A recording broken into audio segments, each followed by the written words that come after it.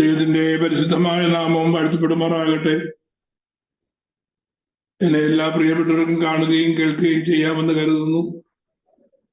സ്ക്രീനും നിങ്ങൾക്ക് ക്ലിയറായി കാണാമല്ലോ. അഥവാ എന്തെങ്കിലും ബുദ്ധിമുട്ടുണ്ടെങ്കിൽ അറിയിക്കണം.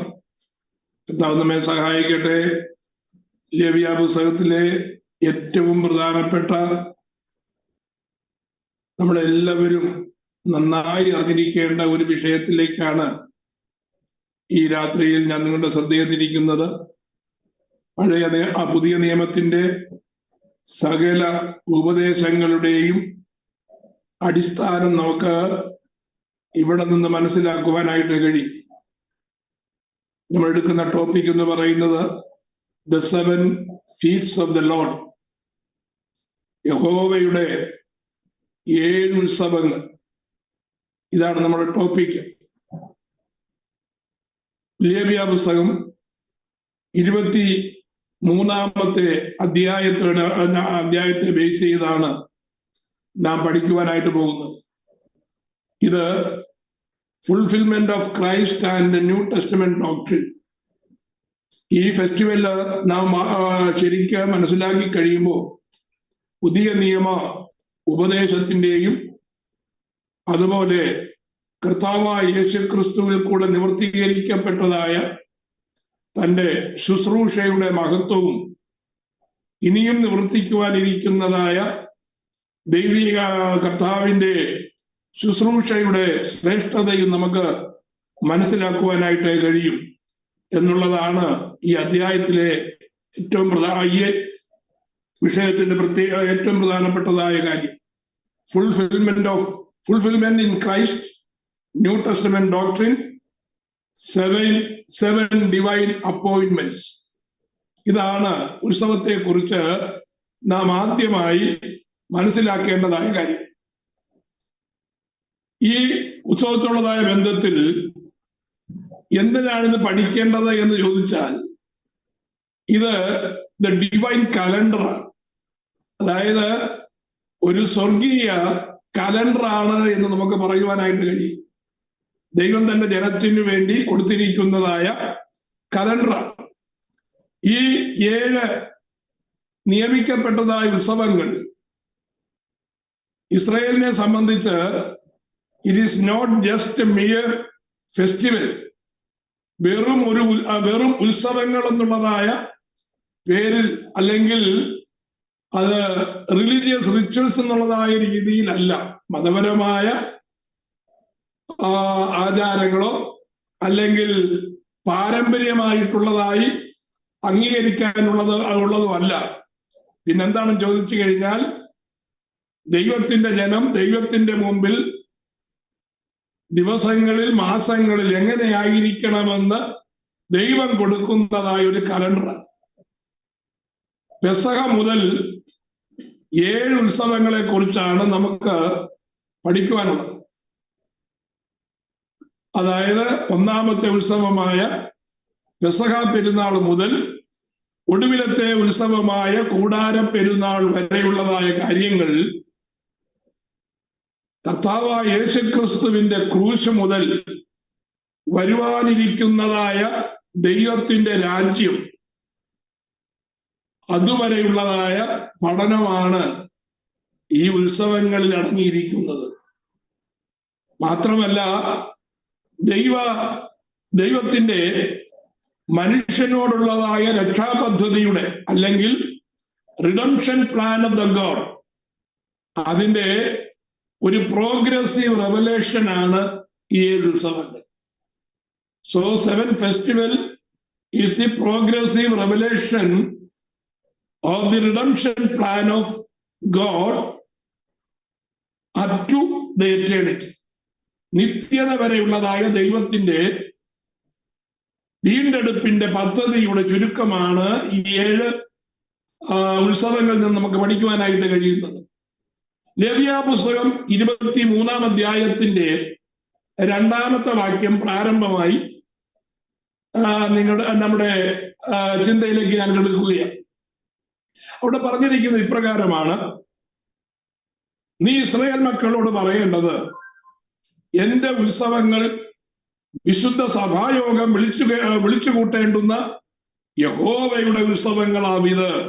Speak unto the children of Israel and say unto them concerning the feast of the Lord, which you shall proclaim to be holy convocations, even these are my feasts. ഇത് എന്തുകൊണ്ട് നമ്മൾ ഇത് പഠിക്കണമെന്ന് ചോദിച്ചാൽ മുഴുവൻ ചിന്തിക്കും, ഏതാണ്ട് 3500 വർഷങ്ങൾക്ക് മുമ്പ് സീനായി മലയുടെ മുകളിൽ വെച്ച് ഒരു കൂട്ടം ജനത്തിന്, ഇസ്രായേൽ മക്കൾക്ക് അവർക്ക് സന്തോഷിക്കുവാൻ, അവർക്ക് ആഘോഷിക്കുവാൻ കൊടുത്തിരിക്കുന്ന ഉത്സവം, അതിനെക്കുറിച്ച് നമ്മൾ എന്തിനാ പഠിക്കുന്നത് എന്ന് ചോദിച്ചാൽ, ഇസ്രായേൽ മക്കൾക്ക് കൊടുത്തു എങ്കിലും ഇത് ഇസ്രായേൽ മക്കളുടെ ഉത്സവമല്ല. പിന്നെ ഈ ഉത്സവത്തിന്റെ പേരെന്താണ്? ആ വാക്യത്തിൽ നമ്മൾ വായിക്കുന്നു, എന്റെ ഉത്സവങ്ങൾ. ആരുടെ ഉത്സവങ്ങൾ? യഹോവയുടെ ഉത്സവങ്ങൾ, ദൈവത്തിന്റെ ഉത്സവങ്ങളാണ്.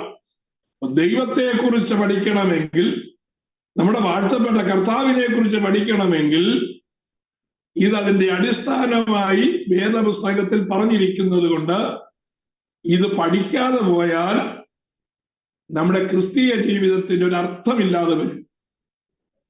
അത് വളരെ പ്രാധാന്യമുള്ളത് കൊണ്ട് നമ്മളിത് അല്പം ഒന്ന് നിർത്തി ആഴമായിട്ട് പഠിക്കണമെന്ന് തന്നെയാണ് ഞാൻ ചിന്തിക്കുന്നത്. ഉത്സവങ്ങൾ എന്നുള്ളതായ വാക്കിന് എബ്രായ പദം കൊടുത്തിരിക്കുന്നത് മോആദീം എന്നാണ്. മോആദി, അതിന്റെ അർത്ഥം അപ്പോയിന്റഡ് ടൈം എന്ന് പറഞ്ഞാൽ നിയമിക്കപ്പെട്ടതായ സമയം, അല്ലെങ്കിൽ ഡിവൈൻ അപ്പോയിന്റ്മെന്റ്സ്, ദൈവികമായ നിയമനങ്ങൾ. മൂന്നാമത് വിശുദ്ധ സഭായോഗങ്ങൾ, ദ ഹോളി സേക്രഡ് അസംബ്ലീസ്. അപ്പൊ 3 അർത്ഥമാണ് ഈ ഉത്സവങ്ങൾ എന്നുള്ളതായ പദം കൊണ്ട് അതിന് ഉപയോഗിച്ചിരിക്കുന്ന എബ്രായ പദം കൊണ്ട് അർത്ഥമാക്കുന്നത്. എബ്രായ പദം എന്താണ്? മോആദി എന്ന് പറഞ്ഞാൽ അപ്പോയിന്റഡ് ടൈം, നിയമിക്കപ്പെട്ടതായ സമയം, ഡിവൈൻ അപ്പോയിന്റ്മെന്റ്സ്, സ്വർഗീയമായ നിയമനങ്ങൾ. മൂന്നാമത് സീക്രട്ട് അസംബ്ലീസ് എന്ന് പറഞ്ഞാൽ വിശുദ്ധ സഭായോഗങ്ങൾ. അതാണ് നമ്മൾ ഈ ഉത്സവങ്ങൾ എന്നുള്ളതായ അർത്ഥം കൊണ്ട് ഉദ്ദേശിക്കേണ്ടത്. കൊലോസ്യ ലേഖനം യഹോവയുടെ ഉത്സവങ്ങളാണെന്ന് പറഞ്ഞു, അല്ലെങ്കിൽ ഈ രേഖപ്പെടുത്തിയിരിക്കുന്നത് യഹോവയുടെ ഉത്സവമാണെന്ന് പറഞ്ഞു. ഇതിന്റെ പേരായാലും ഇത് ആചരിക്കേണ്ടതായ തീയതിയായാലും ഈ ഫെസ്റ്റിവലിന് വേണ്ടി ചെയ്യുന്നതായ യാഗങ്ങളായാലും ഇതിന്റെ എല്ലാ ചടങ്ങുകളും അത് ആ വിഷയത്തിൽ അവസാനിക്കുന്നില്ല. ഇതെല്ലാം വേദപുസ്തകത്തിലെ അല്ലെങ്കിൽ മാനവജാതിയുടെ വീണ്ടെടുപ്പിലേക്ക്, അതിന്റെ കേന്ദ്ര ബിന്ദുവായ യേശുക്രിസ്തുവിലേക്ക് വിരൽ ചൂണ്ടുന്നതാണ് 7 ഉത്സവങ്ങൾ. അതെങ്ങനെയാണ് നമുക്കത് ബാധകമായിരിക്കുന്നത് എന്ന് ഓരോന്നോരോന്ന് മനസ്സിലാക്കുമ്പോ നമുക്കത് ആഴമായി, അത് വളരെ ഇൻട്രസ്റ്റിംഗ് ആയിട്ട് തോന്നുവാൻ ഇടയാകണം. അതുകൊണ്ട് തന്നെ പ്രാർത്ഥനയോടെ ദൈവപാദപീഠത്തിലിരിക്കണമെന്ന് ഞാൻ ഓർമ്മിക്കുകയാണ്. യേശുക്രിസ്തുവിന്റെ ജീവിതം നമുക്കറിയാം. 4 സുവിശേഷങ്ങളിലായിട്ട് പരിശുദ്ധാത്മാവ് രേഖപ്പെടുത്തിയിട്ടുണ്ട്. കർത്താവ് ചെയ്തതായ വിവിധ ശുശ്രൂഷകളുണ്ട്. കർത്താവ് നിവർത്തിച്ച ശുശ്രൂഷകളുണ്ട്. ഇനി നിവർത്തിക്കുവാൻ ഇരിക്കുന്ന ശുശ്രൂഷകളുണ്ട്. ഇത് നമുക്കറിയാവുന്നതാണെങ്കിലും ഇതിന്റെ പ്രായോഗിക അർത്ഥം മനസ്സിലാക്കേണ്ടതിന്, അതിന്റെ ശരിയായിട്ടുള്ളതായ കാര്യം മനസ്സിലാക്കേണ്ടതിന് ഈ ഉത്സവങ്ങളെ കുറിച്ച് നാം പഠിക്കണം എന്നുള്ളതാണ് നാം അറിയേണ്ടത്. ആദ്യ ഉദാഹരണത്തിന് ഒന്നാമത്തെ ഉത്സവമായ പെസഹ ഇല്ലാതെ നമുക്ക് ക്രൂശീകരണത്തെ പൂർണ്ണമായി മനസ്സിലാക്കുവാൻ കഴിയത്തില്ല. അതുപോലെ തന്നെ ആദ്യ ഫലമില്ലാതെ പുനരുത്ഥാനം ഗ്രഹിക്കാനായിട്ട് കഴിയത്തില്ല. രണ്ടാമത്തെ ഉത്സവമായ പുളിപ്പില്ലാത്ത അപ്പത്തിന്റെ പെരുന്നാളിനെ കുറിച്ച് മനസ്സിലാക്കിയില്ല എന്നുണ്ടെങ്കിൽ പുതിയ നിയമത്തിന്റെ അടിസ്ഥാന പ്രമാണമായിരിക്കുന്ന വേർപാടിനെ കുറിച്ചും വിശുദ്ധിയെ കുറിച്ചുമുള്ളതായ ആഴം നമുക്ക് മനസ്സിലാക്കുവാനായിട്ട് കഴിയത്തില്ല. ചുരുക്കി പറഞ്ഞാൽ ഈ ഉത്സവത്തെ കുറിച്ച് മനസ്സിലാക്കാതെ പെന്തക്കോസ്ത് എന്ന് പറഞ്ഞതായ വിഷയം എന്തെന്ന് പോലും നമുക്ക് മനസ്സിലാക്കുവാനായിട്ട് കഴിയത്തില്ല. അങ്ങനെയെങ്കിൽ ഇതിന്റെ മൊത്തത്തിൽ നമുക്ക് മനസ്സിലാക്കി കഴിയുമ്പോൾ മാത്രമേ നാം നിൽക്കുന്നതായ ഉപദേശങ്ങളുടെ ആ മഹനീയത എന്ത് എന്ന് നമുക്ക് മനസ്സിലാക്കുവാനായിട്ട് കഴിയത്തുള്ളൂ. 7 ഉത്സവങ്ങളിലേക്ക്, അതിന്റെ പേരുകളിലേക്ക് ഞാൻ കിടക്കുകയാണ്. 7 ഉത്സവങ്ങൾ 3 കാലങ്ങളിലായിട്ടാണ് നടക്കുന്നത്. ഒരു വർഷത്തിൽ സംഭവിക്കുന്നതാണെങ്കിലും ആ വർഷത്തിന്റെ 3 കാലങ്ങളിലായിട്ടാണ് ഈ ഉത്സവങ്ങൾ 12 ഈ ഉത്സവങ്ങൾ 7 നടക്കുന്നത്. ഒന്ന്, അതിന്റെ സ്പ്രിംഗ് ടൈമിൽ അല്ലെങ്കിൽ വർഷത്തിലെ വസന്തകാലത്ത് നടക്കുന്ന ഉത്സവമുണ്ട്. അതുപോലെ അതിന്റെ സമ്മർ ടൈമിൽ ഗ്രീഷ്മകാലത്ത് നടക്കുന്ന ഉത്സവങ്ങളുണ്ട്. അത് മാത്രമല്ല വിന്റർ സീസണിൽ, മലയാളത്തിൽ പറഞ്ഞാൽ ശരത്കാലത്ത്, അതിന്റെ വിന്റർ സീസൺ നടക്കുന്നതായ ഉത്സവങ്ങളുണ്ട്.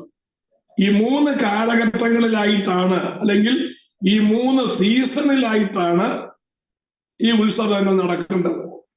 ഓരോന്നിനും നിയമിക്കപ്പെട്ടതായ സമയമുണ്ട്, നിയമിക്കപ്പെട്ടതായ രീതിയുണ്ട്, നിയമിക്കപ്പെട്ടതായ ചടങ്ങുകളുണ്ട്, നിയമിക്കപ്പെട്ടതായ ഉദ്ദേശങ്ങളുണ്ട്. അതുകൊണ്ട് തന്നെ തോന്നുന്നത് പോലെ ഇത് ആചരിക്കാനായിട്ട് കഴിയത്തില്ല. ഓരോരുത്തർക്കും ഇഷ്ടത്തിനനുസരിച്ച് ഇത് ആചരിക്കുവാൻ കഴിയത്തില്ല. അതിന് പ്രത്യേകമായ നിയമങ്ങളും നിബന്ധനകളും കൊടുത്തിരിക്കുകയാണ്. ഒന്നാമത്തെ ഉത്സവം എന്ന് പറയുന്നത് പാസ് ഓവർ. പാസ് ഓവർ എന്ന് പറഞ്ഞാൽ എബ്രായ പദത്തിൽ അതിന് പെസാക്ക് എന്നാണ് പറയുന്നത്. പെസാക്ക് എന്ന് പറഞ്ഞാൽ അതിന്റെ അർത്ഥം, ഇംഗ്ലീഷിൽ പാസ് ഓവർ നമ്മൾ പറയുകയാണ്. മലയാളത്തിൽ പറഞ്ഞാൽ കടന്നുപോക്കെന്ന് പറയും. കടന്നുപോക്ക്. എന്തോ കടന്നുപോയി? മരണം കടന്നുപോയി.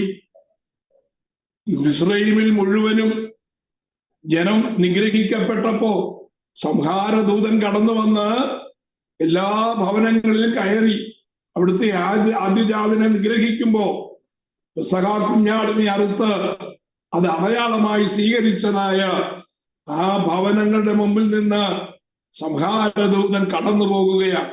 Living each and every house which was marked by the blood of the lamb. ആ കുഞ്ഞാടിന്റെ രക്തം കൊണ്ട് മാർക്ക് ചെയ്തതായ ഭവനങ്ങളെ വിട്ട് സംഹാരദൂതൻ കടന്നു പോകുകയാണ്. അതുകൊണ്ടാണ് അതിന് പെസാക്ക് എന്നർത്ഥം വരുന്നതായ പാസ് ഓവർ എന്ന് ഒന്നാമത്തെ ഉത്സവത്തെ വിളിക്കുന്നത്. നിസാൻ മാസത്തിലാണ്, അല്ലെങ്കിൽ ആബീബ് മാസത്തിലാണ് ഈ പെസഹയുടെ ആചാരം അല്ലെങ്കിൽ പെസഹ ആചരിക്കുന്നത്. ആബീബ് മാസം, പുറപ്പാട് പുസ്തകത്തിൽ എഴുതിയിരിക്കുന്നത് ആബീബ് മാസം 14-ാം തീയതിയാണ് പെസഹ ആചരിക്കേണ്ടത്. നമ്മുടെ വേദപുസ്തകത്തിൽ മറ്റുള്ള ഭാഗങ്ങൾ കാണുന്നു നിസാൻ മാസമാണ് എന്ന് നമുക്ക് കാണുവാനായിട്ട് കഴിയും. അപ്പൊ ആബീബ് മാസം എന്ന് മനസ്സിലാക്കിയാൽ മതി. രണ്ടാമത്തെ ഉത്സവം എന്ന് പറയുന്നത് രണ്ടാമത്തെ ഉത്സവം അൺലീവൻഡ് ബ്രെഡാണ്. ഞാൻ പറഞ്ഞല്ലോ 3 കാലങ്ങളിൽ അല്ലെങ്കിൽ 3 സീസണിലായിട്ടാണ് ഈ ഉത്സവങ്ങൾ നടക്കുന്നത് പറഞ്ഞല്ലോ. അതിൽ ഒന്നാമത്തെ ഉത്സവമായ പാസ് ഓവർ, രണ്ടാമത്തെ ഉത്സവമായ അൺലീവൻഡ് ബ്രെഡ് അല്ലെങ്കിൽ പുളിപ്പില്ലാത്ത അപ്പത്തിന്റെ പെരുന്നാൾ, മൂന്നാമത്തെ പെരുന്നാളായ first fruit, the festival of the first fruit, ആദ്യ ഫലക്കറ്റയുടെ പെരുന്നാൾ. ഇത് 3ഉം അടുപ്പിച്ച് ഒരേ സമയത്ത് തന്നെ ആചരിക്കുന്നതാണ്. അത് സ്പ്രിംഗ് ഫീസ്റ്റ് എന്നാണ് ഇതിന് പറയുന്നത്, അല്ലെങ്കിൽ അതിന് പറയുന്നത് വസന്തകാല ഉത്സവം. നിസാൻ ആബീബ് മാസങ്ങളിലാണ് ഇത് ആചരിക്കപ്പെടുന്നത്. 1 പെസഹ, 2 പുളിപ്പില്ലാത്തയപ്പം, 3 ആദ്യ ഫലക്കറ്റയുടെ പെരുന്നാൾ. ഇത് 3ഉം നമ്മുടെ വാഴ്ത്തപ്പെട്ട കർത്താവായ യേശു ക്രിസ്തുവിന്റെ 1ാമത്തെ വരവിൽ നിറവേറുവാനിടയായി. ഇതൊരു ഡെഫിനിഷൻ മാത്രമാണ് കേട്ടോ. നമ്മള് ഡീറ്റെയിൽ ആയിട്ട് ഓരോ ഉത്സവങ്ങളെയും കുറിച്ച് പഠിക്കും. നിങ്ങൾ അത് ആകുന്നതും ശ്രദ്ധിക്കുക മാത്രമല്ല, നമുക്കിത് നമ്മുടെ ഹൃദയത്തിൽ സൂക്ഷിക്കേണ്ടത് കൊണ്ട് ഒന്ന് നോട്ട്സ് നിങ്ങൾക്ക് എഴുതാൻ താല്പര്യമുണ്ടെങ്കിൽ എഴുതുന്നത് നല്ലതായിരിക്കും. 2ാമത്തെ ഗ്രൂപ്പ് എന്ന് പറയുന്നത് ഓട്ടം ഫീസാണ്, അല്ലെങ്കിൽ അതിന് ശരത്കാല ഉത്സവങ്ങൾ എന്ന് നമുക്ക് അതിന് 2ാമത്തെ സമ്മർ ഫീസാണ്, ഗ്രീഷ്മകാല ഉത്സവം, അല്ലെങ്കിൽ അതിനെ സമ്മർ ഫീസ് എന്ന് പറയാം. അതെന്താണ് സമ്മർ ഫീസ് എന്ന് പറയുന്നത്? 4ാമത്തെ ഉത്സവമായ പെന്തക്കോസ്റ്റ് ഉത്സവമാണ്. അത് 50ാമത്തെ ദിവസം കൊണ്ടാടുന്ന, അല്ലെങ്കിൽ പെന്തക്കോസ്റ്റ് ഉത്സവമാണ് സമ്മർ ഫീസ്റ്റ് എന്നുള്ളതായ പേരിൽ അറിയപ്പെടുന്നത്. ഇനി 3ാമത്തെ ഗ്രൂപ്പ് എന്ന് പറയുന്നത് ഓട്ടം ഫീസ് ആണ്. അത് ശരത്കാല ഉത്സവങ്ങളാണ്. അത് തിശ്രീ മാസം, 7ാം മാസമായ തിശ്രീ മാസത്തിലാണ് അത് കൊണ്ടാടുന്നത്. അത് എന്തൊക്കെയാണെന്ന് ചോദിച്ചാൽ മഹാകാഹള പെരുന്നാൾ, 2 നാം കഴിഞ്ഞ ആഴ്ചയിൽ പഠിച്ചു നിർത്തിയതായ മഹാപാപപരിഹാര പെരുന്നാൾ, അല്ലെങ്കിൽ the festival of the great atonement. 3ാമത് ക്രിസ്തുവിന്റെ 2ാമത്തെ വരവിൽ പൂർണ്ണമായും നിറവേറുവാനിരിക്കുന്നതായ കൂടാര പെരുന്നാൾ. അപ്പൊ ഏതാണ് ശരത്കാല ഉത്സവങ്ങൾ, അല്ലെങ്കിൽ ഏതാണ് സമ്മർ ഫെസ്റ്റിവൽ എന്ന് പറയുന്നത്? സമ്മർ ഫെസ്റ്റിവൽ എന്ന് പറയുന്നത് 3 ഉത്സവങ്ങളാണ്. 1 മഹാകാഹളധ്വനി പെരുന്നാൾ, 2 the festival of the great atonement, and 3ാമതെന്ന് പറയുന്നത് ദ ഫെസ്റ്റിവൽ ഓഫ് ടബർനാക്കിൾസ്, കൂടാര പെരുന്നാൾ. ഇത് 3ഉം പൂർണ്ണമായി നിറവേറപ്പെടുന്നത് കർത്താവിന്റെ 2ാമത്തെ വരവിലാണ്. എന്നാൽ ഇത് നിറവേറിയില്ലേ എന്ന് ചോദിച്ചാൽ, ഇത് 3ഉം ഭാഗികമായി നിറവേറി. ഭാഗികമായി നിറവേറിയ കാര്യമാണ് നാം എവിടെ ചിന്തിച്ചത്? കഴിഞ്ഞ ആഴ്ചയിൽ മഹാപാപപരിഹാര പെരുന്നാളായി ആ പ്രായശ്ചിത്ത ദിനത്തെ നാം ചിന്തിക്കുവാനിടയായിട്ട് തീർന്നത്. ഒരിക്കലായി അത് കാൽവറി ക്രൂശിൽ മാനവജാതിയുടെ രക്ഷയ്ക്ക് വേണ്ടി കർത്താവായ യേശു ക്രിസ്തു യാഗമായി തീർന്നപ്പോ ജാതികളായ നമ്മൾക്ക് അത് നിവർത്തീകരിക്കപ്പെടുവാനിടയായി. കർത്താവായ യേശു ക്രിസ്തുവിൽ കൂടെ നമുക്ക് പിതാവിന്റെ സന്നിധിയിലേക്ക് എന്തുണ്ടായി? പ്രവേശനമുണ്ടായി. പക്ഷേ ഇതിന്റെ ഫൈനൽ ഫുൾഫിൽമെന്റ് എന്ന് പറയുന്നത് കർത്താവിന്റെ 2ാമത്തെ വരവെങ്കിൽ അത് നിറവേറപ്പെടും. അത് എങ്ങനെയാണ് നിറവേറപ്പെടുന്നത് എന്നുള്ളത് നമ്മളത് വിശദമായി നമ്മളത് പഠിക്കും. അപ്പൊ നോക്കൂ, 7 ഉത്സവങ്ങളാണെന്ന് പറഞ്ഞു. 1 the festival of passover, 2 unleavened bread, 3 festival of first fruit, 4 festival of Pentecost, 5 festival of trumpets, 6 festival of the day of atonement, 7 festival of tabernacles. ഇത് ഓർഡറായിട്ട് തന്നെ പോകണം. ഓരോന്നും നമുക്ക് ഇഷ്ടം പോലെ മാറ്റിമറിച്ച് പഠിക്കാനല്ല. ഇത് ഓർഡറായിട്ട് പോയെങ്കിൽ മാത്രമേ നമ്മുടെ ക്രിസ്തീയ ജീവിതത്തിന്റെ ആ ഓർഡർ എന്താണെന്നുള്ള കാര്യവും കൂടെ നമുക്ക് മനസ്സിലാക്കുവാനായിട്ടേ കഴിയത്തുള്ളൂ. നമുക്ക് ഓരോന്നായിട്ട് ചിന്തിക്കുവാൻ ഞാൻ താല്പര്യപ്പെടുകയാണ്. 1ാമത് ആദ്യത്തെ ഉത്സവം, ദ ഫസ്റ്റ് ഫീസ്റ്റ്, അതെന്ന് പറയുന്നത് പാസ് ഓവറാണ്, കടന്നുപോക്ക്. അതിന്റെ എബ്രായ പദം പെസാക്ക്, PESACH, പെസാക്ക്. കൊരിന്ത്യ ലേഖനം 1-ാം ലേഖനം 5-ാം അധ്യായം 7-ാമത്തെ വാക്യം വായിക്കുമ്പോൾ, ഫസ്റ്റ് കൊരിന്ത്യൻസ് ചാപ്റ്റർ 5:7 വായിക്കുമ്പോൾ നമ്മുടെ പെസഹ കുഞ്ഞാടും അറുക്കപ്പെട്ടിരിക്കുന്നു, ക്രിസ്തു തന്നെ. ക്രിസ്തുവാണ് നമ്മുടെ പെസഹ കുഞ്ഞാട്. ഇത് നമുക്ക് ലേവ്യ പുസ്തകം, ബുക്ക് ഓഫ് ലെവിറ്റിക്കസ് ചാപ്റ്റർ 23:5 ഒന്ന് വായിക്കാം. ലേവ്യ പുസ്തകം 23-ാം അധ്യായം 5-ാമത്തെ വാക്യം. 1-ാം മാസം 14-ാം തീയതി സന്ധ്യാസമയത്ത് യഹോവയുടെ പെസഹ. ആ മാസം 15-ാം തീയതി യഹോവയുടെ പെസഹ 1-ാം മാസം 14-ാം തീയതി സന്ധ്യാസമയത്ത് യഹോവയുടെ പെസഹ, 1-ാമത്തെ ഉത്സവമാണ്. In the 14th day of the first month at even is the Lord's Passover. ഈ 7 ഉത്സവങ്ങളിൽ നിയമിക്കപ്പെട്ടിരിക്കുന്നതായ ഈ 7 ഉത്സവങ്ങളിൽ ആദ്യത്തെ ഉത്സവമാണെന്ന് മാത്രമല്ല, not only the first festival among the 7 festivals, അത് പ്രത്യേകിച്ച് അത് പറയുവാനുള്ളത് മറ്റെല്ലാ ഉത്സവങ്ങളുടെയും അടിസ്ഥാനം പെസഹായുടെ ഉത്സവമാണ്. മറ്റെല്ലാ ഉത്സവങ്ങളും പെസഹ ആചരിച്ചില്ല എങ്കിൽ മറ്റൊരു ഉത്സവവും ആചരിക്കാനായിട്ട് പറ്റത്തില്ല. ആർക്ക്? ഇസ്രായേൽ മക്കൾക്ക്.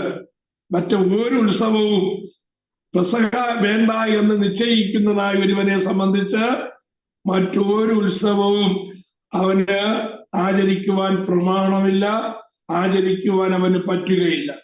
എന്ന് പറഞ്ഞാൽ Pesaha, the festival of Pesaha is the fundamental festival which was given to Israel. ഇതിന്റെ സകല ഉപദേശങ്ങളും നമ്മൾ വിശദമായി പുറപ്പാട് പുസ്തകം ചിന്തിച്ചത്. The book of Exodus chapter 12, പുറപ്പാട് പുസ്തകം 12-ാം അധ്യായത്തിൽ ഇതിന്റെ സകല നിയമങ്ങളും രേഖപ്പെടുത്തിയിരിക്കുന്നത് നമുക്ക് കാണുവാൻ കഴിയും. ആദ്യ മാസമായ ആബീബ് മാസം അല്ലെങ്കിൽ നിസാൻ മാസം 10-ാം തീയതി മാറ്റിക്കെട്ടുന്നതായ ഒരു ആട്ടിൻകുട്ടി, ഒരു കുഞ്ഞാടിനെ മാറ്റിക്കെട്ടുകയാണ്. ആബീബ് മാസം 14-ാം തീയതി അഥവാ 1-ാം മാസമായ 1-ാം മാസം 10-ാം തീയതി അതിനെ മാറ്റിക്കെട്ടും. 14-ാം തീയതി ആകുമ്പോ അതിനെ സന്ധ്യയ്ക്ക് അതിനെ അറുക്കുവാനായിട്ട് കൽപ്പനയുണ്ട്. ആ ഒന്നാമത്തെ ഉത്സവത്തിന്റെ ആരംഭം എന്ന് പറയുന്നത് നിസാൻ മാസമാണ്. ആ ഉത്സവത്തിന്റെ റിക്വയർമെന്റ്സ് ആണ് നമ്മൾ ഓരോന്നായിട്ട് അടുത്ത് ചിന്തിക്കുന്നത്. ഒന്ന്, അത് ആചരിക്കുന്നത് 10th of the month of Nissan, അല്ലെങ്കിൽ ആബീബ് മാസം. നിസാൻ എന്ന് പറയുന്നതും ആബീബ് മാസം എന്ന് പറയുന്നതും രണ്ടും ഒരേ മാസത്തെയാണ് കുറിക്കുന്നത്. അത് അവിടെ ചിലപ്പോൾ കൺഫ്യൂഷൻ വരുവാനായിട്ട് സാധ്യതയുണ്ട്. ആ കൺഫ്യൂഷൻ ഇല്ലാതെയാക്കാനാണ് ഞാനത് പറഞ്ഞത്.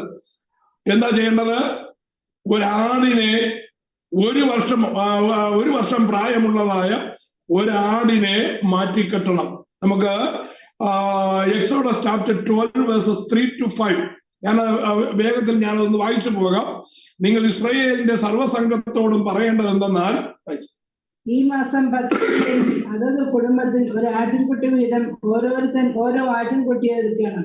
ആട്ടിൻകുട്ടിയെ തിന്നുവാൻ വീട്ടിലുള്ളവർ പോരായെങ്കിൽ ആളുകളുടെ എണ്ണത്തിന് ഒത്തവണ്ണം അവനും അവന്റെ വീട്ടിനടുത്ത അയൽക്കാരനും കൂടി അതിനെ എടുക്കണം.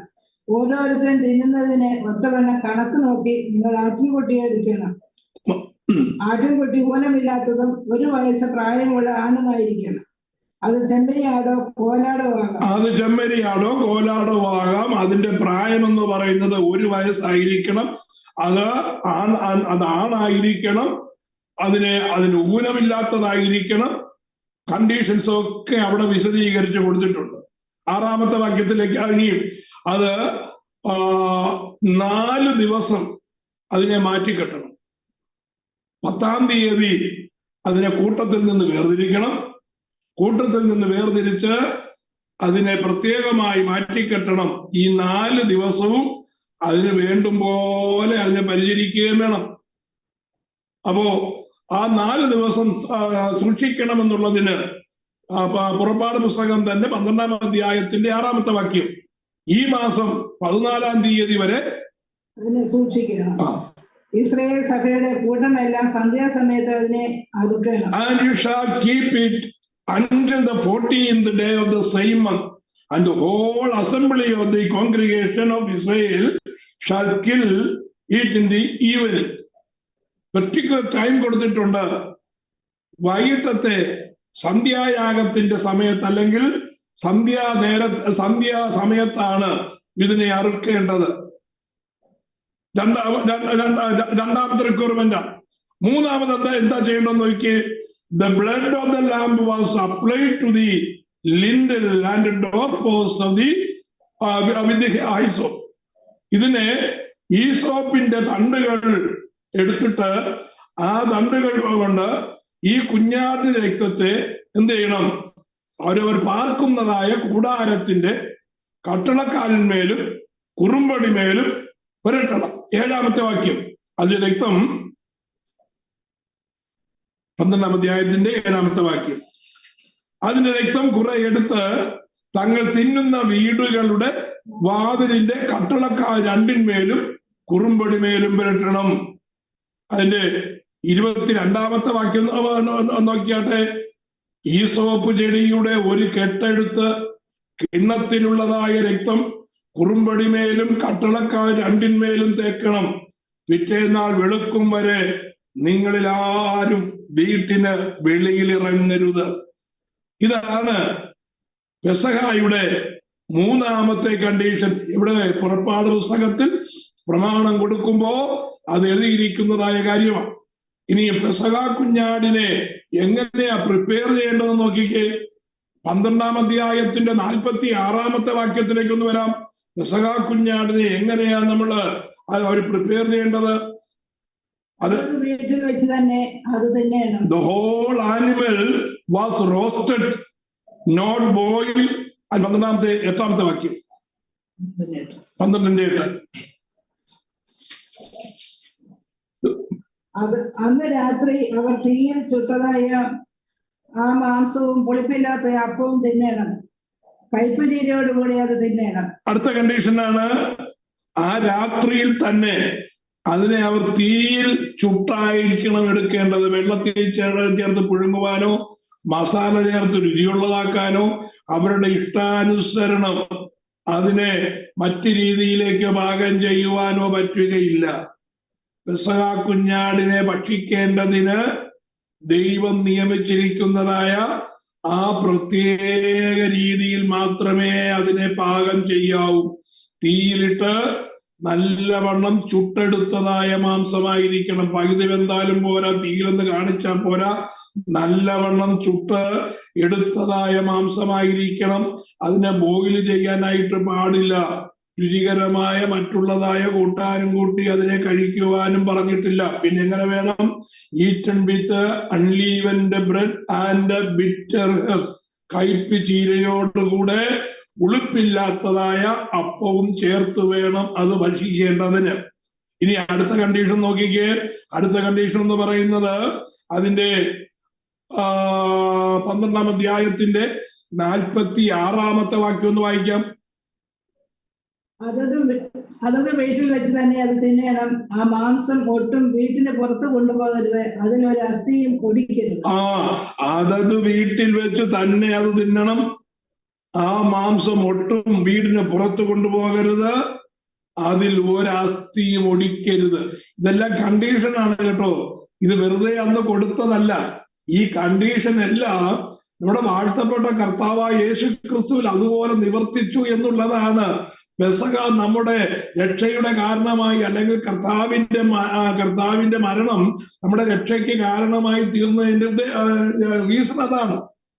ഇസ്രായേൽ ജനം ഇസ്രായേലിൽ നിന്ന് വിടിവിക്കപ്പെടേണ്ടതിന് യഹോവയായ ദൈവം വളരെ മുമ്പ് തന്നെ നിയമങ്ങൾ എഴുതി വച്ചിരുന്നു. ആ നിയമങ്ങൾ സീനായി പർവ്വതത്തിന്റെ മുകളിൽ വെച്ച് മോശയ്ക്ക് കൊടുക്കുകയാണ്. മോശയോട് കൊടുക്കുന്നതിന് മുമ്പ് ഇസ്രായേൽ ജനത്തെ ഇസ്രായേലിൽ നിന്ന് വിടുവിക്കുവാനുള്ളതായ ആ സമയം അടുത്തു വന്നു കഴിഞ്ഞപ്പോ പെസഹായ്ക്ക് തൊട്ട് മുമ്പ് യഹോവയായ ദൈവം പെസഹായുടെ പ്രമാണം കൊടുക്കുന്നതാണ് പുറപ്പാട് പുസ്തകം 12ാം അധ്യായത്തിൽ നമ്മൾ വായിക്കുന്നത്. ആ 12-ാം അധ്യായത്തിൽ പറഞ്ഞിരിക്കുന്നതായ കാര്യങ്ങളാണ്. അത് അതുപോലെ അവർ ആചരിച്ചത് കൊണ്ടാണ് മിസ്രയീമിൽ നിന്ന് അവർ പുറപ്പെടുവാനും അവരെ അനുഗമിച്ചതായ ഫറവോന്റെ കയ്യിൽ നിന്ന് അവർ വിടുവിക്കപ്പെടുവാനും പിന്നെ അവർ മരുഭൂമിയിൽ കൂടി കടന്ന് അവരുടെ വാഗ്ദത്ത ദേശമായ കനാൻ നാട്ടിലെത്തുവാനും ഇടയായിട്ട് തീർന്നത്. അതൊരു പ്രാവശ്യത്തേക്കല്ല, വരുവാനിരിക്കുന്നതായ കാലം മുഴുവനും വാഗ്ദത്ത മിശിഹ പ്രത്യക്ഷമാകുന്നത് വരെ, ആ വാഗ്ദത്ത മിശിഹയിൽ അത് നിവർത്തീകരിക്കപ്പെടുന്നത് വരെ അതുപോലെ അവർ അതുകൊണ്ട് അതെന്ത് ചെയ്യണം, ആചരിക്കണമെന്നാണ് യഹോവയായ ദൈവം കൊടുത്തത്. എന്തിനു വേണ്ടിയാണ്? അത് അതേപോലെ കർത്താവായ യേശു ക്രിസ്തുവിൽ അത് നിവർത്തീകരിക്കപ്പെട്ടിരിക്കുന്നത് നമുക്ക് കാണുവാനായിട്ട് കഴിയും. അത് നമ്മൾ തുടർന്ന് ചിന്തിക്കുകയാണ്. സംഖ്യാപുസ്തകം 9-ാം അധ്യായത്തിന്റെ 12-ാമത്തെ വാക്യത്തിലും അവിടെ ആ പെസഹ കുഞ്ഞാടിന്റെ ഒരു അസ്ഥി പോലും ഒടിക്കരുത് എന്ന് എഴുതിയിരിക്കുന്നത് കാണുവാനായിട്ട് കഴിയും. രാവിലത്തേത് അതിലൊട്ടും ശേഷിപ്പിച്ച് വെക്കരുത്, അതിന്റെ അസ്ഥി ഒന്നും ഒടിക്കുകയും അരുത്. സംഖ്യാപുസ്തകം book of numbers chapter 9 verses 12. പെസഹായുടെ ചട്ടപ്രകാരമൊക്കെയും അവർ അത് ആചരിക്കണം. അത് മരുഭൂമിയിൽ വെച്ച് അവർക്ക് സ്ഥിരമായി കൊടുക്കുന്നതായ നിയമമാണ്. അപ്പം ഇസ്രായേലിൽ വെച്ച് കൊടുത്തതായ നിയമം പുറപ്പെടുന്നത് വരെ മാത്രമല്ല, പിന്നെയോ വരുവാനിരിക്കുന്നതായ ക്രിസ്തു വെളിപ്പെടുന്നത് വരെ അത് ആചരിക്കണമെന്ന് യഹോവയായ ദൈവം അവരോട് നിർബന്ധിച്ചു പറയുകയാണ്. അത് യഹോവയുടെ പെസഹ ആയതുകൊണ്ടാണ്. നമുക്ക് പുറപ്പാട് പുസ്തകം 12-ാം അധ്യായത്തിന്റെ 11-ാമത്തെ വാക്യത്തിലേക്ക് വരുമ്പോ അത് ഭക്ഷിക്കേണ്ടതിന് ഒരു പ്രത്യേക രീതിയുണ്ട്. എങ്ങനെയും എവിടെയും ഇരുന്ന് ഭക്ഷിക്കാനായിട്ട് കഴിയത്തില്ല. 12-ാം അധ്യായത്തിന്റെ 11-ാമത്തെ വാക്യം ഒന്ന് വായിക്കാം. അരകെട്ടിയും കാലിന്റെ ചെരുപ്പിട്ടും കയ്യിൽ വടി പിടിച്ചും കൊണ്ട് നിങ്ങൾ തിന്നണം, തിടുക്കത്തോടെ നിങ്ങൾ തിന്നണം. അപ്പോ ഇത് കഴിഞ്ഞാൽ ഉടനെ അടുത്ത നിമിഷം ഒരു യാത്രയുണ്ട് എന്ന് ഓർപ്പിക്കത്തക്ക രീതിയിൽ ആ യാത്രയ്ക്കുള്ളതായ തിടുക്കത്തോടു കൂടിയാണ് ഇത് തിന്നേണ്ടത്. അപ്പൊ പെസഹ ആചരിക്കുന്നവർക്ക് എന്തുണ്ട്? ഒരു പുറപ്പാടുണ്ടെന്നുള്ളത് നിശ്ചയമാണ്. അത് സാവധാനത്തിലിരുന്ന് അവരുടെ ഇഷ്ടാനുസരണം തിന്ന് ആസ്വദിക്കുവാനുള്ളതല്ല. ഇത് ഭക്ഷിച്ചാൽ ഉടനെ തിരക്കേറിയതായ ഒരു യാത്ര മുമ്പിലുണ്ട് എന്ന് ഇതറിയിക്കുകയാണ്. അപ്പൊ ഇത് പുളിപ്പില്ലാത്തതായ അപ്പവും പിന്നെ കയ്പ് ചീരയോടുകൂടി വേണം ഇത് കഴിക്കേണ്ടത്. 14-ാം തീയതി ആബീബ് മാസം 14-ാം തീയതിയാണ് ഇത് ആചരിക്കേണ്ടത്. ഇതിന്റെ റിക്വയർമെന്റ് എന്തൊക്കെയാണെന്നുള്ള കാര്യം നാം അത് ചിന്തിക്കുവാനായിട്ടിടയായിട്ട് തീർന്നല്ലോ. ഇനി നമുക്ക് ഇതെല്ലാം യേശുക്രിസ്തുവിൽ എങ്ങനെയാണ് നിറവേറ്റപ്പെട്ടിരിക്കുന്നത് എന്ന് നമുക്ക് നോക്കാം. യേശുക്രിസ്തുവിൽ എങ്ങനെ നിറവേറ്റപ്പെട്ടിരിക്കുന്നത്? The passover is the most explicitly fulfilled of all the feasts. Every detail finds its perfect counterpart in the sacrifice of our Lord Jesus Christ. പെസഹ എല്ലാ ഉത്സവങ്ങളിലും ഏറ്റവും വ്യക്തമായി നിറവേറിയതായ ഉത്സവമാണ്. ഓരോ വിശദാംശത്തിലും നമ്മുടെ കർത്താവായ യേശുക്രിസ്തുവിന്റെ പൂർണ്ണമായ സാദൃശ്യം കാണുവാൻ കഴിയും. ഒന്ന്, നമ്മൾ പറഞ്ഞല്ലോ, ഈ കുഞ്ഞാടിനെ 1 വയസ്സ് പ്രായമുള്ളതായ ആടിനെ എന്ത് ചെയ്യണം? ആബീബ് മാസം 10-ാം തീയതി അല്ലെങ്കിൽ നിസാൻ മാസം 10-ാം തീയതി എടുത്ത് അതിനെ മാറ്റിക്കെട്ടണം. എത്ര ദിവസം മാറ്റി നിർത്തണം?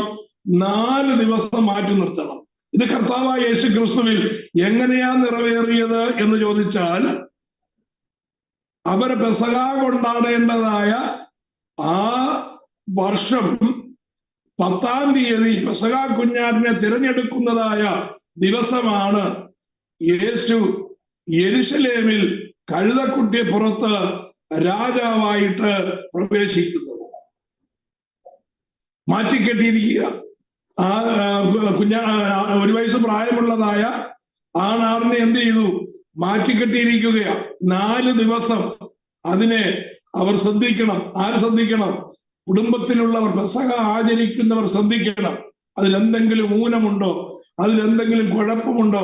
അവനിൽ എന്തെങ്കിലും ദൈവത്തിന് പ്രസാദകരമല്ലാത്തതായ കാര്യം എന്തെങ്കിലും ഉണ്ടോ എന്ന് ചെക്ക് ചെയ്യുകയാണ് ഈ 4 ദിവസവും അവർ ചെയ്യുന്നത്. ഈ കർത്താവായ യേശുക്രിസ്തു ആ പെസഹായ്ക്ക് 4 ദിവസത്തിന് മുമ്പ് കഴുതക്കുട്ടിപ്പുറത്ത് ഒലിവുമലയിൽ നിന്ന് എന്ത് ചെയ്തു? ഒലിവുമലയുടെ അടുത്ത് നിന്ന്, അതായത് ആ ബെത്ഫാഗയ്ക്ക് അടുത്തു നിന്ന് എന്ത് ചെയ്തു? യേശുക്രിസ്തു കഴുതക്കുട്ടിപ്പുറത്ത് യെരുശലേമിലേക്ക് പ്രവേശിക്കുകയാണ്. പ്രവേശിക്കുമ്പോ ജനം ആർത്ത് വിളിക്കുകയാണ്. ജനം അവരോട്, രാജാവിനോട് അപേക്ഷിക്കുകയാണ്, ഹോസന്ന ഹോസന്ന എന്ന് പറഞ്ഞാൽ ഞങ്ങളെ രക്ഷിക്കണമേ, ഞങ്ങളെ രക്ഷിക്കണമേ എന്ന് അവർ നിലവിളിക്കുകയാണ്. ആ യഹൂദ ജനം മുഴുവൻ. അതാണ് ആബീബ് മാസം 10-ാം തീയതി എന്ന് പറഞ്ഞ. ബാക്കി അടുത്തു വരുന്നതായ 4 ദിവസങ്ങൾ കർത്താവായ യേശുക്രിസ്തു ദേവാലയത്തിലായിരുന്നു എന്ന് നമുക്ക് സുവിശേഷങ്ങളിൽ നിന്ന് വായിക്കുവാൻ കഴിയും.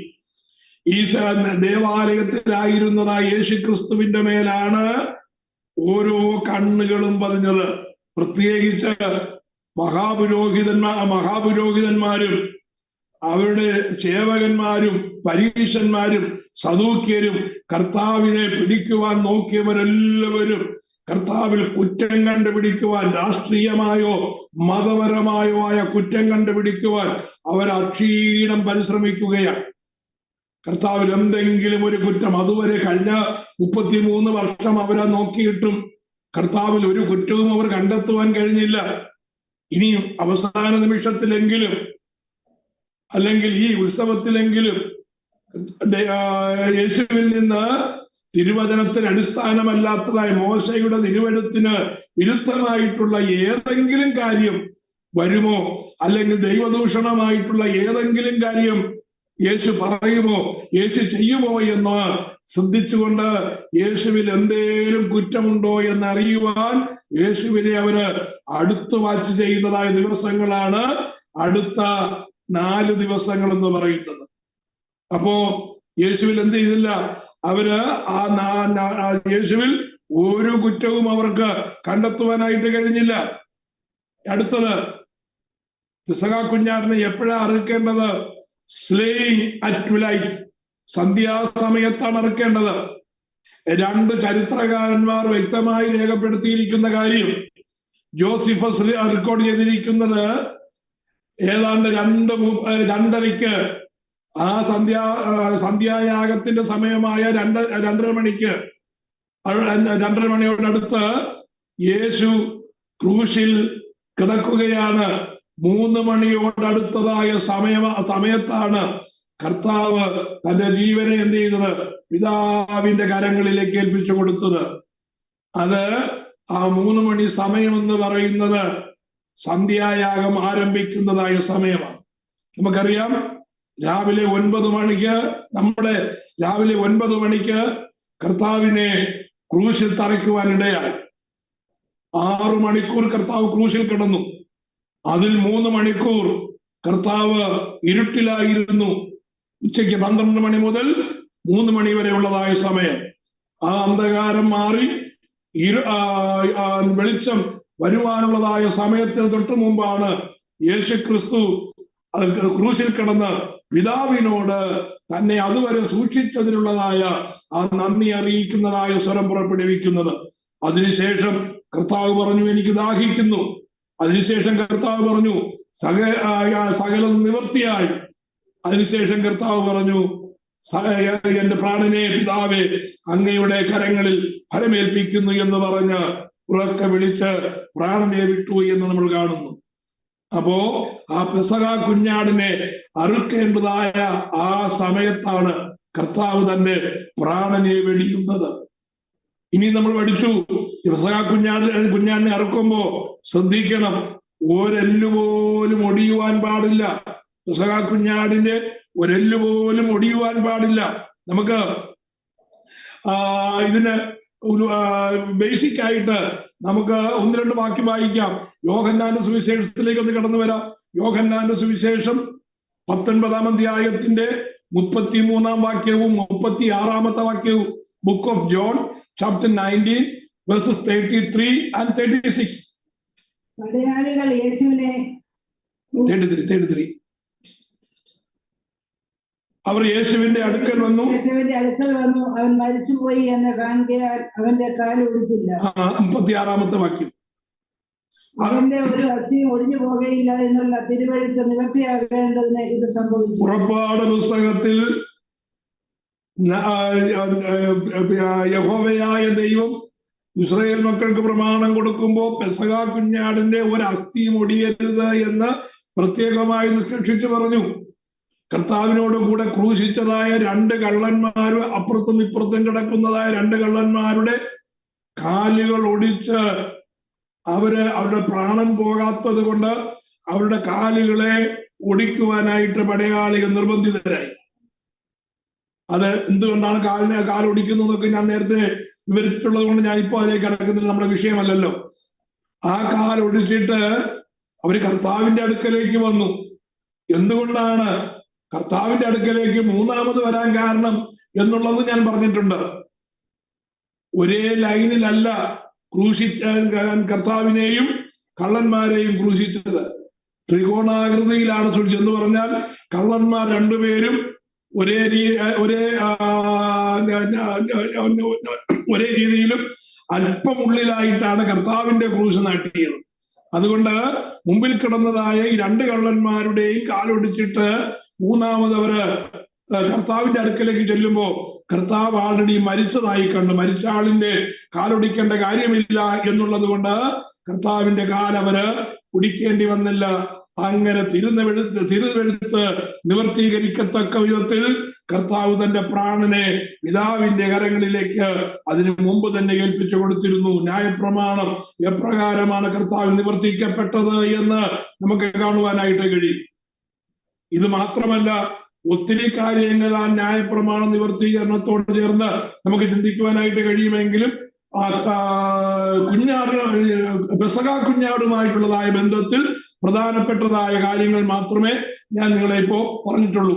ഇനി അടുത്തത് പുതിയ നിയമ ഉപദേശവും പെസഹായുമായിട്ട് എങ്ങനെയാണ് ബന്ധപ്പെട്ടിരിക്കുന്നത് എന്ന് ചിന്തിക്കേണ്ടത് ആവശ്യമാണ്.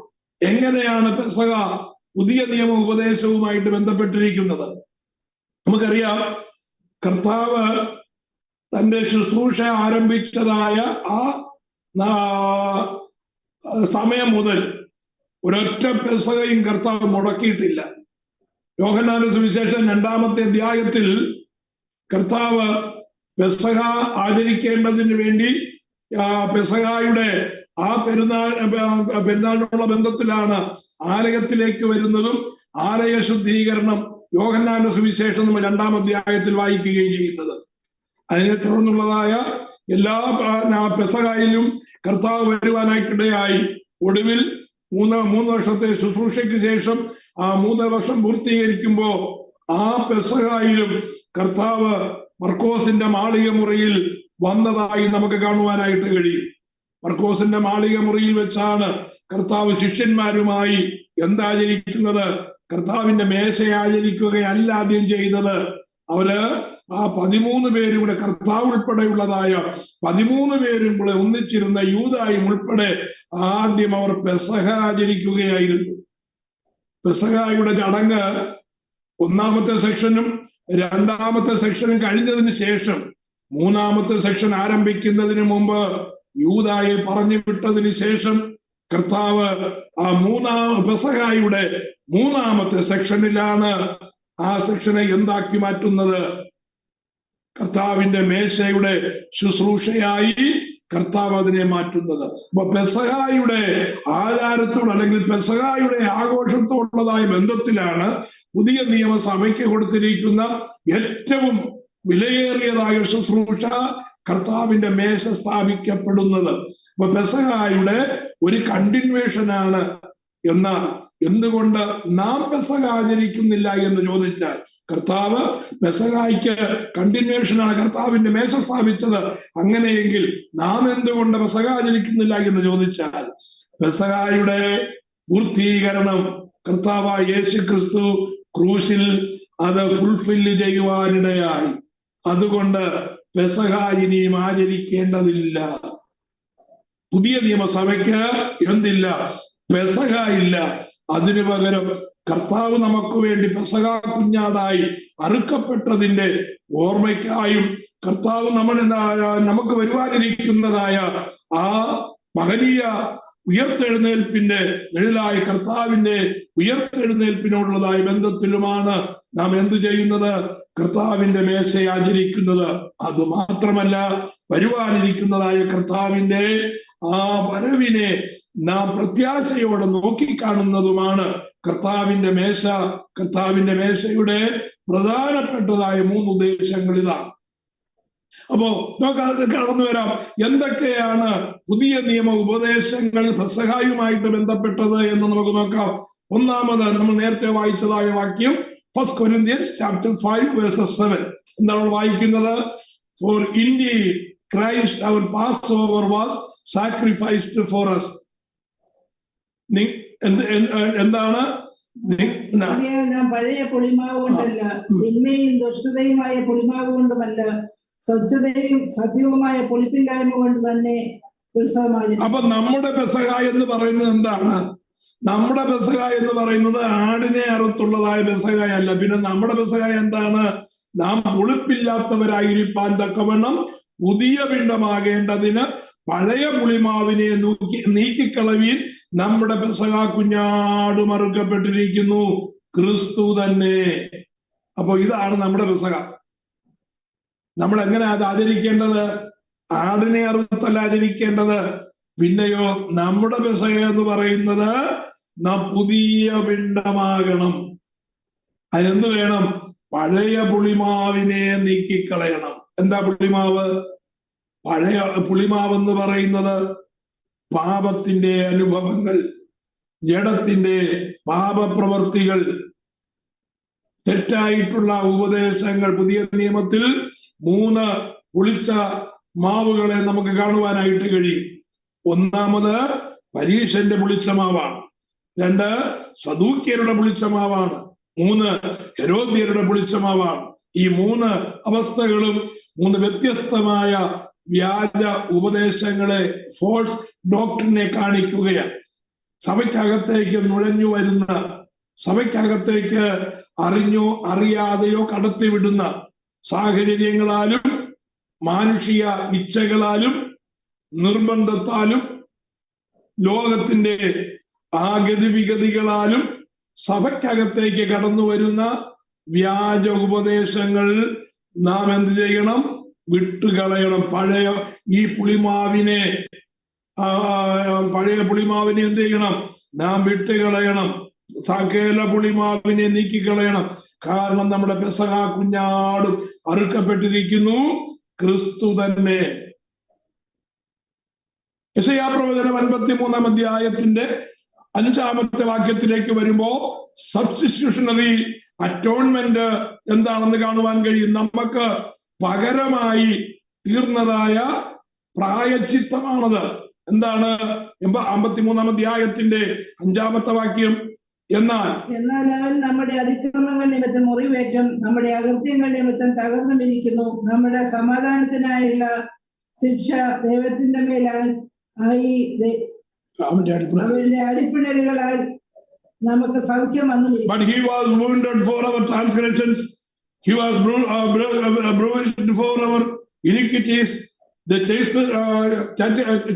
chastisement of our peace was upon him, and with his stripes we are healed. കർത്താവിന്റെ അടിപ്പിണരുകളാൽ നമുക്ക് സൗഖ്യം വന്നുമിരിക്കുന്നു. ഇത് കർത്താവ് നമുക്ക് വേണ്ടി പ്രായശ്ചിത്തമായി മാറിയതിന്റെ ചിത്രമാണ് യെശയ്യാവ് രേഖപ്പെടുത്തിയിരിക്കുന്നത്. ഇനിയും കുഞ്ഞാടിന്റെ രക്തം, അതെന്താണ്? കാൽവറിയിൽ നമുക്ക് വേണ്ടി തന്നതായ രക്തത്തിന്റെ വില എന്താണ്? ആ കാൽവറിയിൽ നമുക്ക് വേണ്ടി കർത്താവായ യേശു ക്രിസ്തു തന്നതായ രക്തം, പുതിയ നിയമത്തിൽ നമുക്കുള്ളതായ നേട്ടം എന്താണ് എന്ന് പത്രോസ് രേഖപ്പെടുത്തിയിരിക്കുന്നത് കാണുവാൻ കഴിയും. Book of 1 Peter chapter 1 verses 18 and 19. വ്യർത്ഥവും പിതൃപാരമ്പര്യവുമായുള്ള നിങ്ങളുടെ നടപ്പിൽ നിന്ന് നിങ്ങളെ വീണ്ടെടുത്തിരിക്കുന്നത് പൊന്ന്, വെള്ളി മുതലായ അഴിഞ്ഞു പോകുന്ന വസ്തുക്കളെ കൊണ്ടല്ല, ക്രിസ്തു എന്ന നിർദോഷവും നിഷ്കളങ്കവുമായ കുഞ്ഞാടിന്റെ വിലയേറിയ രക്തം കൊണ്ടത്രേ എന്ന് നിങ്ങൾ അറിയുന്നുവല്ലോ. അപ്പോ we are not redeemed with corruptible things as silver and gold from your vain conversation received by tradition from your fathers, but with the precious blood of Christ, as of a lamb without blemish and without spot. യാതൊരു ഊനവുമില്ലാത്തതായ കുഞ്ഞാടിന്റെ വിലയേറിയ രക്തം കൊണ്ടാണ് നാം വീണ്ടെടുക്കപ്പെട്ടത്. അതാണ് ആ വീണ്ടെടുപ്പ്. പുതിയ നിയമത്തിൽ പെസഹ എങ്ങനെയാണ് നമ്മുടെ ജീവിതത്തിൽ അത് മാറ്റിയതെന്ന് ചോദിച്ചു കഴിഞ്ഞാൽ, പെസഹായ്ക്ക് അറുക്കപ്പെട്ടതായ ആ 1 വയസ്സ് പ്രായമുള്ളതായ ആട്ടിൻകുഞ്ഞ് നമുക്ക് വേണ്ടി അറുക്കപ്പെട്ടതായ കർത്താവായ യേശു ക്രിസ്തുവാണ്. കുഞ്ഞാടിന്റെ രക്തം കൊണ്ട് സംഹാരദൂതൻ വിടുതൽ പ്രാപിച്ചതായ അനുഭവത്തിൽ കർത്താവായ യേശു ക്രിസ്തുവിന്റെ രക്തത്തിൽ ആശ്രയിച്ച് അവന്റെ അടുത്തേക്ക് വരുന്നതായ നാം എങ്ങനെയാണ് വീണ്ടെടുപ്പ് സാധിച്ചത്? കുഞ്ഞാടിന്റെ വിലയേറിയ രക്തം കൊണ്ട് നാം വീണ്ടെടുപ്പിന് അർഹരായി തീർന്നിരിക്കുകയാണ്. നമുക്ക് റോമാലേഖനം 3-ാം അധ്യായത്തിന്റെ 25-ാമത്തെ വാക്യം കൂടെ വായിക്കാൻ നമുക്ക്. അവിടെ വിശ്വസിക്കുന്നവർക്ക് ക്രിസ്തു തന്റെ രക്തം മൂലം പ്രായശ്ചിത്തമാകുവാൻ ദൈവം ക്രിസ്തുവിനെ പരസ്യമായി നിർത്തിയിരിക്കുന്നു. ദൈവം തന്റെ പൊറുമയിൽ മുൻകഴിഞ്ഞ പാപങ്ങളെ ശിക്ഷിക്കാതെ വിടുക നിമിത്തം തന്റെ നീതിയെ പ്രദർശിപ്പിക്കുവാൻ താൻ നീതിമാന് യേശു വിശ്വസിക്കുന്നവനെ നീതീകരിക്കുന്നവനുമാകേണ്ടതിന് ഇക്കാലത്ത് തന്റെ നീതിയെ പ്രദർശിപ്പിക്കുവാൻ തന്നെ അങ്ങനെ ചെയ്തു. പ്രൈസല്ലോ. അപ്പൊ നമുക്ക് വേണ്ടി പ്രായശ്ചിത്തമായി കർത്താവ് തീർന്നിരിക്കുകയാണ്. ഇനിയും തീർന്നില്ല കേട്ടോ. എറ്റേണൽ റിഡംഷൻ, നിത്യ വീണ്ടെടുപ്പ് കർത്താവിന്റെ മരണത്താൽ നമുക്ക് സാധ്യതമായി എന്ന് എബ്രായ ലേഖനം 9-ാം അധ്യായത്തിന്റെ 11-12 വാക്യങ്ങൾ വായിക്കുകയാണ്. ക്രിസ്തുവോ വരുവാനുള്ള നന്മകളുടെ മഹാപുരോഹിതനായി വന്നിട്ട് കൈപ്പണി അല്ലാത്തതായി എന്ന് വെച്ചാൽ ഈ സൃഷ്ടിയിൽ ഉൾപ്പെടാത്തതായി വലിപ്പവും തികവുമേറിയ ഒരു കൂടാരത്തിൽ കൂടെ ആട്ടുകൊറ്റന്മാരുടെയും പശുക്കിടാങ്ങളുടെയും രക്തത്താലല്ല, സ്വന്തം രക്തത്താൽ തന്നെ ഒരിക്കലായിട്ട് വിശുദ്ധ മന്ദിരത്തിൽ പ്രവേശിച്ച് എന്നേക്കുമുള്ള വീണ്ടെടുപ്പ് സാധിച്ചു. പെസഹ കുഞ്ഞാട് അറുക്കുന്നത് മൂലം അവർക്ക് ഒരു സ്ഥിരമായിട്ടുള്ള വീണ്ടെടുപ്പ് ലഭിച്ചിരുന്നില്ല. നമുക്കറിയാം, വർഷാവർഷം അത് നിയമിക്കപ്പെട്ടതായ സമയത്ത് അവർ പെസഹ ആചരിച്ചേ മതിയാകുമായിരുന്നുള്ളൂ. എന്നാൽ നമുക്ക് വേണ്ടി എന്നേക്കുമായി ക്രൂശിൽ കഴിച്ചതായ പരമയാഗത്താൽ എന്നേക്കുമുള്ളതായ വീണ്ടെടുപ്പ് നമ്മുടെ കർത്താവ് സാധിക്കുവാനിടയായി. അത് നിത്യ വീണ്ടെടുപ്പിലേക്ക് നമ്മെ നയിക്കുന്നതായ വിഷയമായി മാറ്റപ്പെട്ടു. അപ്പോ പെസഹായുടെ അർത്ഥം, കർത്താവായ യേശു ക്രിസ്തു അതെങ്ങനെയാണ് ക്രൂശിൽ നിർവഹിച്ചത് എന്ന് ചുരുക്കമായി ഞാൻ പറയുവാനിടയായി. പുറപ്പാട് പുസ്തകം 12-ാം അധ്യായം, ലേവ്യ പുസ്തകത്തിലെ 23-ാം അധ്യായത്തിലെ പെസഹായുടെ ആഘോഷങ്ങൾ, സംഖ്യാപുസ്തകത്തിൽ പെസഹായുമായിട്ട് വന്നിരിക്കുന്നതായ നിയമങ്ങൾ, ഇതെല്ലാം തന്നെ കർത്താവായ യേശു ക്രിസ്തുവിന്റെ ക്രൂശ് മരണത്തിൽ അത് നിവർത്തീകരിക്കപ്പെട്ടിരിക്കുന്നത് നമുക്ക് കാണുവാൻ കഴിയും. ആ കർത്താവിന്റെ മരണമാണ്, അല്ലെങ്കിൽ ക്രൂശ് മരണമാണ് നമ്മുടെ രക്ഷയുടെ അടിസ്ഥാനം, നമ്മുടെ വീണ്ടെടുപ്പിന്റെ അടിസ്ഥാനം, ഒരുക്കപ്പെടുവാനിരിക്കുന്നതായ നിത്യതയുടെ അടിസ്ഥാനം. അത് മനസ്സിലാക്കുവാൻ നമുക്ക് കാൽവറിയിലേക്ക് നോക്കേണ്ടത് ആവശ്യമാണ്. ഒരു നേരമല്ല, പ്രൈസ് ദി ലോർഡ്, ആഴ്ചയിൽ ഒരു നേരമല്ല, ഒരു ദിവസമല്ല, പിന്നെയോ ഓരോ നിമിഷവും നമ്മുടെ ദൃഷ്ടികൾ കർത്താവായ യേശു ക്രിസ്തുവിന്റെ ക്രൂശ് മരണത്തിലായിരിക്കണം എന്നുള്ളതായ കാര്യം ഓർപ്പിക്കുകയാണ്. രണ്ടാമത്തെ ഉത്സവം എന്ന് പറയുന്നത് ഫീസ്റ്റ് ഓഫ് അൺലീവൻഡ് ബ്രെഡ്, പുളിപ്പില്ലാത്ത അപ്പത്തിന്റെ പെരുന്നാൾ. പെസഹായോട് ചേർന്ന് ആചരിക്കേണ്ടതായ രണ്ടാമത്തെ ഉത്സവമാണ്. എബ്രായ പദം എന്ന് പറയുന്നത് മജ്സോത്ത് എന്നാണ് അതിന്റെ എബ്രായ പദം, മജ്സോത്ത്. പുതിയ നിയമത്തിലെ അടിസ്ഥാനമായ ഒരു വാക്യം നമുക്ക് വായിക്കാം. First Corinthians chapter 5 versus 8. ആകയാൽ നാം പഴയ പുളിമാവ് കൊണ്ടല്ല, തിന്മയും ദുഷ്ടതയുമായ പുളിമാവ് കൊണ്ടുമല്ല, സ്വസ്ഥതയും സത്യവുമായ പുളിപ്പില്ലായ്മ കൊണ്ട് തന്നെ ഉത്സവം ആചരിക്കും. അപ്പോ ഈ ഉത്സവം അതായത് പുളിപ്പില്ലാത്ത അപ്പത്തിന്റെ ഉത്സവം നമുക്കുണ്ട്. പക്ഷെ അക്ഷരീയമായിട്ടല്ല എന്ന് മാത്രമാണ്. ആ പുളിപ്പില്ലാത്ത അപ്പം എന്താണ് കാണിക്കുന്നത്, അത് എങ്ങനെയാണ് കർത്താവിൽ അത് നിറവേറിയത് എന്നുള്ളതാണ് നമ്മുടെ അടുത്ത ചിന്ത. അത് എങ്ങനെ ആചരിക്കേണ്ടെന്ന് നോക്കിക്കേ. പുറപ്പാട് പുസ്തകം 12-ാം അധ്യായത്തിന്റെ 15-ാമത്തെ വാക്യത്തിലേക്ക് കടന്നു വരുമ്പോ അത് എങ്ങനെ ആചരിക്കേണ്ടത് എന്ന് എഴുതിയിരിക്കുകയാണ്. 7 days no leaven in dwellings. പാർക്കുന്ന ഇടത്ത് ഒരു പുളിപ്പും കാണുവാൻ പാടില്ല. 7 ദിവസം നിങ്ങൾ പുളിപ്പില്ലാത്ത അപ്പം തിന്നണം. 1-ാം ദിവസം തന്നെ പുളിച്ച മാവ് നിങ്ങളുടെ വീടുകളിൽ നിന്ന് നീക്കണം. 1-ാം ദിവസം മുതൽ 7-ാം ദിവസം വരെ ആരെങ്കിലും പുളിപ്പുള്ള അപ്പം തിന്നാൽ അവനെ ഇസ്രായേലിൽ നിന്ന് ഛേദിച്ച് കളയണം. അതുകൊണ്ട് എന്ത് ചെയ്യുന്നറിയാമോ? ഈ പെസഹ ആചരിക്കുന്നതിന് മുമ്പ് മുതൽ ഇസ്രായേലിലെ അല്ലെങ്കിൽ യഹൂദന്മാരുടെ ഓരോ ഭവനത്തിലെയും ഗൃഹനാഥൻ മെഴുകുതിരി കത്തിക്കും, അല്ലെങ്കിൽ വിളക്ക് കത്തിക്കും. വിളക്ക് കത്തിച്ചിട്ട് അവൻ ഭവനത്തിന്റെ ഓരോ മുക്കിലും മൂലയിലും തിരയും, എവിടെങ്കിലും പുളിപ്പുണ്ടോ എന്ന്. ഇതിനെ സൂചിപ്പിക്കുന്ന ഒരു വാക്യം സെഫന്യാവിന്റെ പ്രവചനത്തിൽ കൊടുത്തിട്ടുണ്ട്. സെഫന്യാവിന്റെ പുസ്തകം book of Zephaniah chapter 1 versus 12. അതിങ്ങനെയാണ് വായിക്കുന്നത്. ആ കാലത്ത് ഞാൻ യെരൂശലേമിനെ വിളക്ക് കത്തിച്ച് ശോധന കഴിക്കുകയും മട്ടിന്മേൽ ഉറച്ചു കിടന്ന് യഹോവ ഗുണമോ ദോഷമോ ചെയ്യുകയില്ല എന്ന് ഹൃദയത്തിൽ പറയുന്ന പുരുഷന്മാരെ സന്ദർശിക്കുകയും ചെയ്യും. ദൈവത്തിന്റെ സന്ദർശനം വരുന്ന ആ വിഷയമാണ് സെഫന്യാവ് രേഖപ്പെടുത്തിയിരിക്കുന്നത്. ആ വിളക്ക് കത്തിച്ച് ശോധന കഴിക്കുമെന്ന് പറഞ്ഞിരിക്കുന്നത് സെഫന്യാവ് ഉദ്ദേശിച്ചതായ പശ്ചാത്തലം എന്ന് പറയുന്നത് ഓരോ യഹൂദനും തന്റെ ഭവനത്തിൽ പുളിപ്പ് പെസഹായോടും ആ പുളിപ്പില്ലാത്ത അപ്പത്തോടുള്ളതായ ബന്ധത്തിൽ ഭവനത്തിൽ പുളിപ്പ് തിരക്കി കണ്ടുപിടിച്ച് അതിനെ ഇല്ലായ്മ ചെയ്യുന്ന ആ പ്രവൃത്തിയോടുള്ളതായ ബന്ധത്തിലാണ്. അപ്പോ ഈ പുളിപ്പെന്ന് പറയുന്നത് സാധാരണ രീതിയിൽ നമുക്കറിയാം, നമ്മുടെ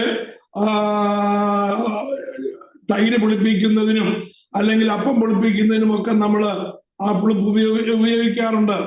അതുപോലെ തന്നെയാണ് യഹൂദന്മാരുടെ ഭവനത്തിലും അവര് പിറ്റേ ദിവസത്തേക്കുള്ളതായ കാര്യങ്ങൾ ശരിയാക്കേണ്ടതിന് ഈ ശേഷിപ്പിച്ചു വെച്ചിരിക്കും. ആ പുളിപ്പാണ് അവര് അപ്പം ചുടുവാൻ സാധാരണ രീതിയിൽ അവരുടെ ഭക്ഷണപാചകത്തിന് ഉപയോഗിക്കുന്നത്.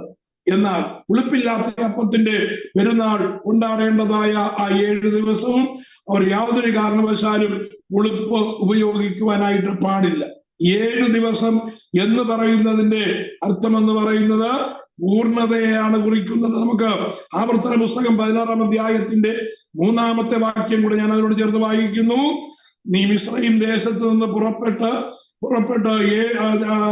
ദിവസത്തെ നിന്റെ ആയുഷ്കാലം ഒക്കെയും ഓർക്കേണ്ടതിന് അതിനോടുകൂടെ പുളിച്ച അപ്പം തിന്നരുത്.